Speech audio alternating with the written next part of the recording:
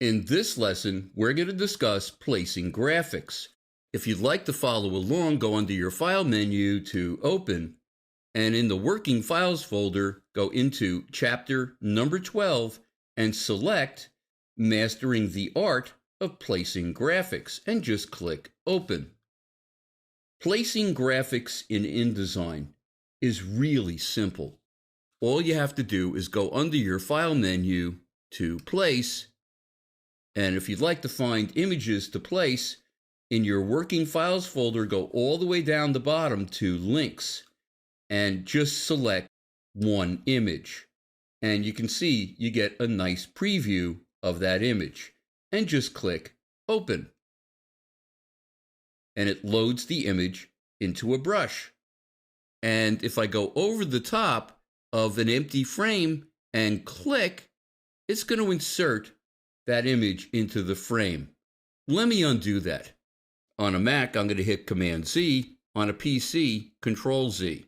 And then I'm going to hit it again because the image is still loaded. So I'm going to hit Command-Z or Control-Z again to unload the image. But with a layout like this, where I need to place 9 images, or even more, am I going to place those images one at a time?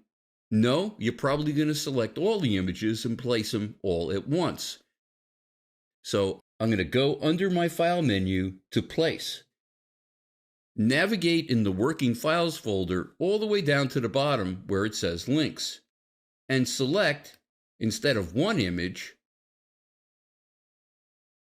9 images, and click Open. And it's going to load all 9 of those images into a loaded brush. And once the images are in the loaded brush, is there a way that I can see what I'm about to place?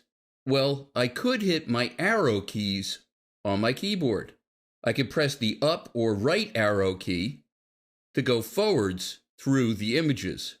Or I could hit my left or down arrow keys to go backwards through the images. Now, why don't we place them? Just go over the top of an empty frame and just click. Go to the next frame and do the same thing, and just keep doing it until you have all 9 images placed in the empty frames. Well, it placed them really quickly, but they're gigantic. Let me show you what I'm talking about. I'm going to go over the top of one of these images and just click on it with my direct selection tool. And you can see the image goes way outside of the frame and goes off to the side, right off of my work area entirely, and the same thing on the bottom. These are gigantic images. I wonder if there's a way to place the images so they come in at a size that's closer to what I may want to use them. Well, let me select all of my images with my selection tool, just by clicking and dragging across the 9 rectangles. And with those graphic frames now selected, I want to select what the graphic frames contain instead. Well, if I go up towards the middle of my control panel, there's a little icon that kind of looks like a sideways E with an arrow pointing down. And if I hover over it, it says Select Content. So when I click on that, I'm selecting what the frames contain instead of the frames themselves. And all I have to do is click Delete. Let me reselect my 9 graphic frames. Go under my Object menu to find the fitting options for the graphic frames. In the submenu, it says Frame Fitting Options, and if I select that, it opens a dialog box. Now, because I had images already in these frames, it's showing that the images were cropped at one time or another. So I'm going to click on this little link to make all of those fields have a 0 in it, like the first field. Now let's get into the content fitting area of the dialog window. It says Fitting, and there's a pop-up menu. By default, there are no fitting options. If I click down on the pop-up, the first choice is Fit Content to Frame. You're probably never going to use that. Let me tell you why. It will fit the image perfectly in the frame. But if the image is a different proportion, it will throw the image out of proportion to fit perfectly in the frame. Not a good thing. The second choice is fit content proportionately. This will fit the entire image in the frame in proportion. But if the frame is a different proportion than the image, there will be white space in the frame that's left over. It's unfilled. The last choice is fill frame proportionately.